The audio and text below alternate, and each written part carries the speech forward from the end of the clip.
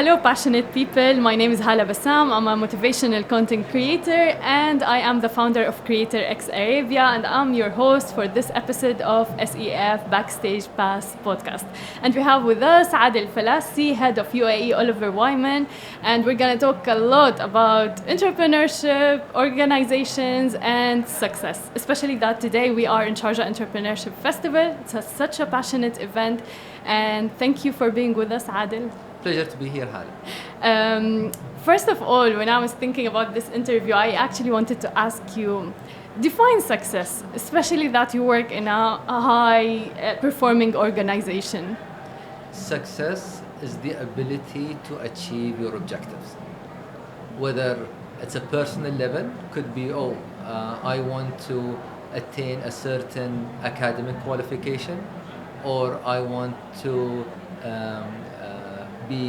have a successful startup and run a business, or it could be as simple as losing weight or gaining weight or living a healthy lifestyle. As long as you're able to achieve your objectives, that in my view is success. However, sometimes success also can come out at an expense. There are trade-offs. For example, is it if I have a successful career at the expense of a poor social life or not paying attention to my health, will you still call that a success? And that's where the debate is. Exactly, especially by the way now with social media, I feel there's so much pressure about being an entrepreneur, being successful, but are you taking a second with yourself to actually define what's success for you? Is it having a good health, good relationships, or is it just having salary at the end of the month? And whatever it is, I don't think there's a right or wrong personally in this one. I just think what's right for you. But there is also right and wrong. Tell right? me. If your success is defined, which still could be a success, at the expense of other people's failure. Oh yeah. That's still definitely wrong, right? Yeah. If you take success, for example, you find people, now we're at the beginning of the year, right, where people have a new year resolution. You find people like looking at, I have a health objective, or I have a career objective, or I have a learning objective, but you don't take into account all of these objectives collectively. Like you cannot have a career objective and ignoring the family part. You cannot take education like, I'm going to quit my job and just focus on learning, but I'm not able to put food on the table. So I think when it comes to success, it needs to be defined in a way that is holistic. 100%. There's something called Wheel of Life. I don't know if you're familiar with it. And I find it like when it's balanced somehow, or you're working on all of them, that's when I feel peace and actually success. I like you using the word balance. Balance doesn't mean equal distribution. No. Yeah, exactly. And also working in like Oliver Wyman, such a high performing organization, what do you think are the main characteristics for your success at the company? Things I would say boils down to three things. The first thing is the ability to learn things fast. And if you ask me, this is one of the single most important skills any person should have, whether it's a student or an entrepreneur or an employee. Learning does not stop by the time you're done with the school. Learning is it's a lifelong journey. However, having the ability to learn things fast is one area of success. The second thing is having a structured approach towards problem solving, meaning that you take complex problems and you have the toolkit to break those problems into smaller ones, and it makes it easier to tackle. The third thing is ability to come up with both novel and tested solutions to help your client with their problems. I think the essence of consulting boils down to all three. 100%, because we get so many people maybe coming to you with the problem, but again, what are we gonna do about it? Did you take the time to actually think about how to solve it? And as you said, like practical solutions as well. I think it's very important. It is. In consulting, since we are consultants, we are tasked to come up with a solution, but at the same time, the solution has to be embraced by the client. So the way we work, we have to take those solutions in a way with the client to make the client embrace the solution because it has to be their own solution. That's really interesting. What's the biggest challenge in the consultation industry? There's so many challenges. I would say the biggest challenge is if we get to compare consulting with medicine, there are different kinds of doctor. There is the family doctor or the specialized doctor where you come to the clinic, you have some symptoms, right? And the doctor can prescribe a medicine or say like, I want to do a surgery. There is the cosmetic surgeon where there is nothing wrong, but you want to improve, right? And then there is the ER doctor when it comes to life or death situation. I see myself as the way I work, the way I have my clients, I'm more of an ER doctor. Really? So the challenge becomes for me when client comes with complex problems, with high stakes and very limited time to act on.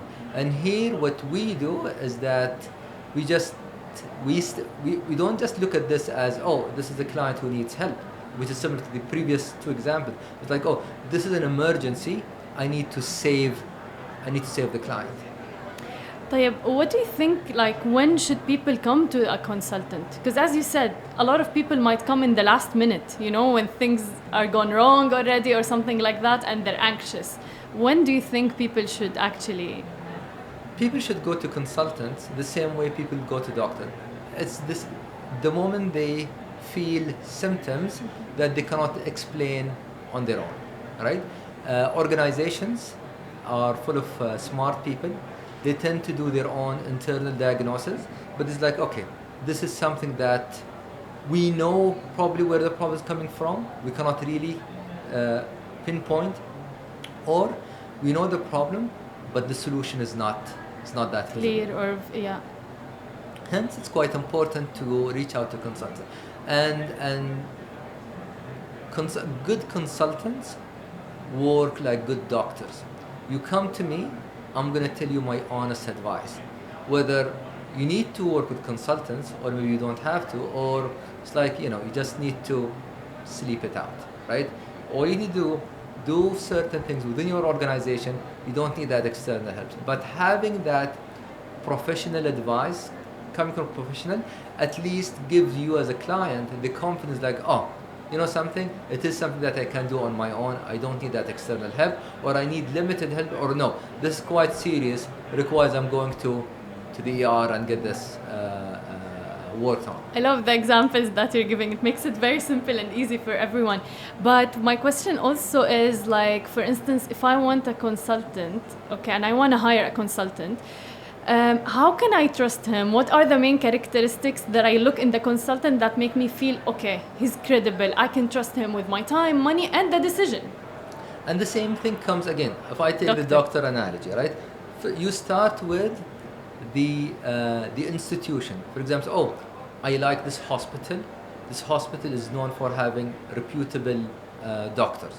So you pick the consulting in terms of, are you looking for a strategy powerhouse like Oliver Wyman, or are you looking for a company that you require in accounting or auditing, or could be a project management, could be something related to construction. So it depends what sort of advice that you need. So and then once you look at the industry, then you look at the who are the big players or the known or reputable institutions within that field, and then you reach out to the different I would say partners who are getting involved in this, and you need to connect with them at a personal level. If you sit with someone across the table and it's like, I don't feel comfortable, then you simply don't feel comfortable. Yes. So our role when we meet people for the first time is to help them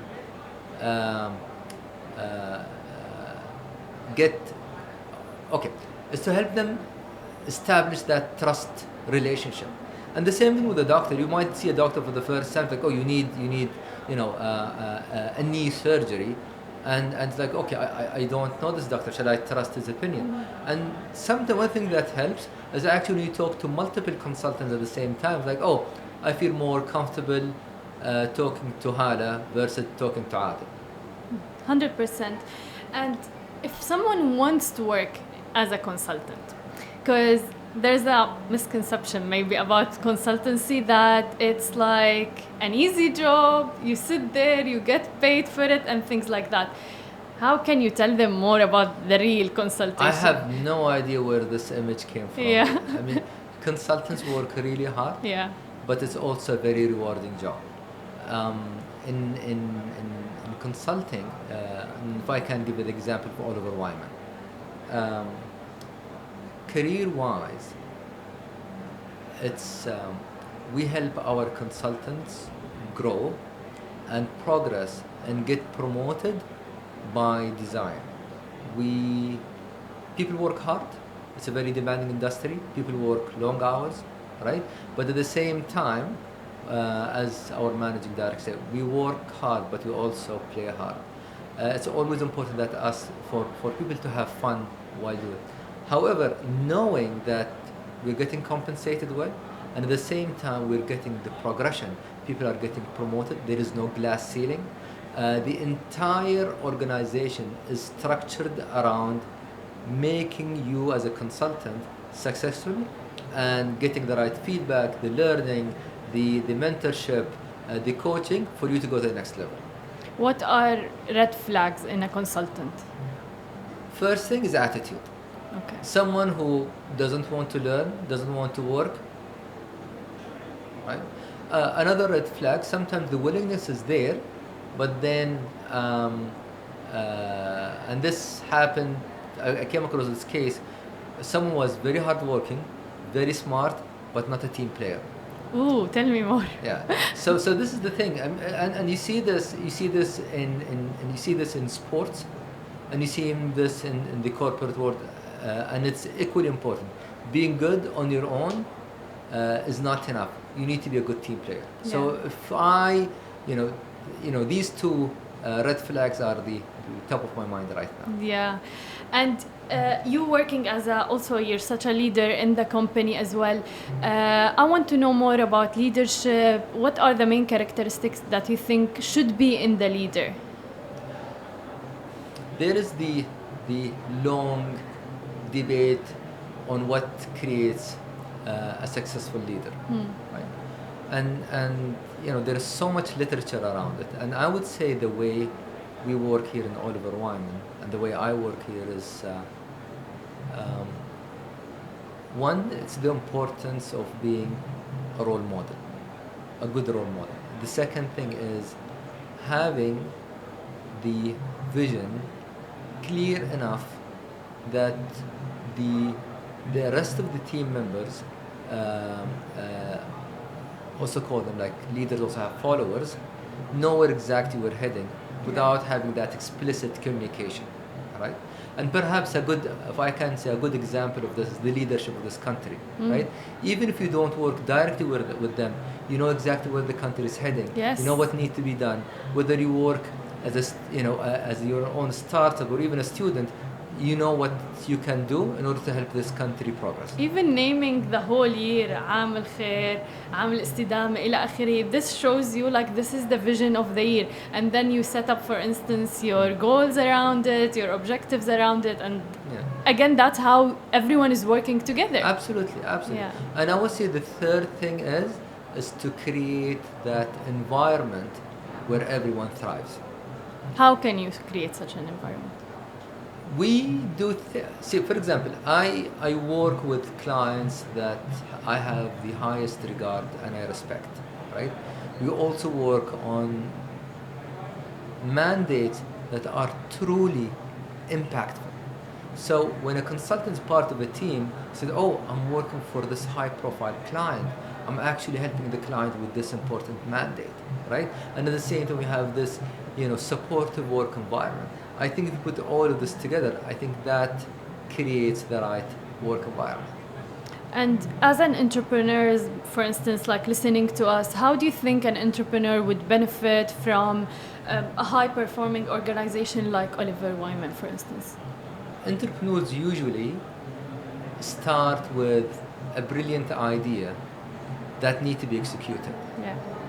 Sometimes they are so married to the idea that they don't want to change. True. Very emotionally attached. Yes, I think being agile and understanding market dynamics and the changes that happen in the market and try to use to their advantage, their size, to maneuver and react to the market changes is one of the key success factors.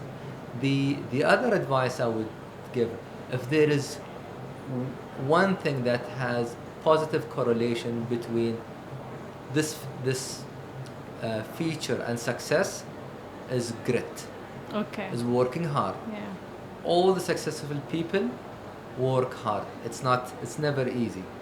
And if you talk to any successful person, those people will tell you also, we made mistakes, we have failed multiple times, but we always pick ourselves up and move forward. So the third thing I would say, it doesn't matter how many times you fail, what matters that you get up and you move forward. Failure, I think that's a huge topic. It's very important, and especially that I think if we change the definition around it, that it is okay to fail, and we all have failed in anything like we've tried to do and things like that in our life. But how do you deal in your company with your team, for instance, with someone that does a mistake? And that's possible, obviously. It's possible. Yeah. It depends on the context of the mistake, right? Mistakes do happen. We're too human is to err.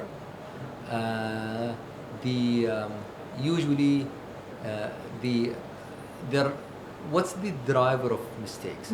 Usually, what I like to do, and we like to do in Oliver Wyman, is that we create a space for people to try new things, to come up with new ideas, to do something that hasn't been done before.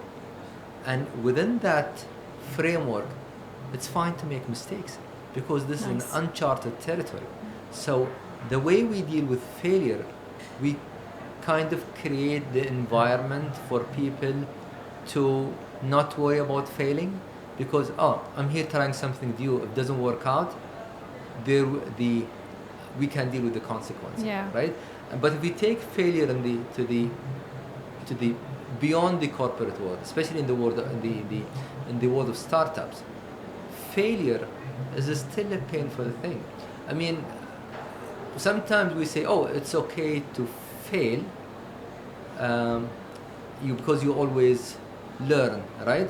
But imagine you being on the other side and someone coming and tell you, you failed, it's fine, you will learn. Failure is still quite painful. Yeah. So I think one of the important things was dealing with failure is not to downplay the impact of failure, because still hurtful. I think it's like having the right mindset. Yes, we acknowledge failure is quite painful. Not achieving your plan hurts. The question is, what are you going to do about it now? Yes. All right? Yes. So I think having that mindset, so yes, address the pain, but you need to move forward. Success is not easy. 100%. And I think in the past couple of years, we've faced so many changes as well. That have made so many businesses fail and things like that, whether it's COVID, also a lot of changes like AI, technology, things like that. How much do you think adapting to such new things is important in a leader, in a high performing organization, and also for entrepreneurs starting their business? I mean, we're currently talking about the fourth industrial revolution, right? And recently with the emergence over the last couple of years of generative AI and the ability to harness large language models. If you look at this, is what's happening right now is not unique. It's not happening for the first time. It happened before with the internet boom. It happened before with the communication revolution. It happens with all the way to the steam engine, right? With every technology revolution, there are things that are gained. There are certain things that are lost. Certain skill set that were required in the past is no longer needed. Yes. However, there is a need for newer set of skills that are required for the in the context of entrepreneurs to move forward. Think about the time when the calculator was created. It's like, yeah, you'd rather focus on your business. You don't need to be good at adding and multiplication to run a business. The same thing right now. AI can take care of parts of your business where you don't have to do it yourself. There was a time when designing a web page is an exercise that takes a couple of months, requires specialized companies that help with it. Right now, you can do it by yourself, and usually it's a matter of a couple of hours or even less to set up your own page. And look at what generative AI is currently helping entrepreneurs. You don't need to learn to code in order to create an app. You don't need to be an expert in graphic design to create an immersive environment for your video game. You don't need to be an artist to create an image Yes. or a video. You don't need to be a skilled copywriter to create the ads for your business. Leverage technology. It's saving you time and effort. 100%. And if you would want to give one advice for entrepreneurs starting their business right now, what would you give them? If an entrepreneur has an idea that is helping people's life comes better, either by introducing something new or solving a problem, they should be fixated on making this work. The journey is hard, the journey is long. If I have one advice, don't give up and keep going. Nice. And my last question for you, Adel. I thought that was the last No. question. This is like something I'm curious about. If fear was not there, what would have changed about your life? I learned a lot from my kids, especially when they were younger. Kids have no fear, right? I remember my son was less than 2 years old, and he was I had on the roof of the car, and extended my arms, and he jumped. Wow. Right? If you think about it, I wouldn't do it right now. Yeah. So I fear. By the way, fear is good to a certain degree because it makes you think about the consequences. It helps you with planning. So eliminating fear from the equation, I don't think it's a good thing. However, using fear with the right amount is what I believe is the right thing. So, or if I flip the same thing, it's the same coin. Like I would say having more courage, right? There is a line of poetry in Arabic. إذا كانت النفوس كبارا تعبت في مرادها الأجسام. If you have ambition, if you want to aim high, you need to be prepared to get tired and work for it. I love it. Thank you so much. Adel Alfalasi was with us from Oliver Wyman. Thank you so much for the conversation. I've learned a lot from you, and I hope our listeners too. Thank you. شكرا.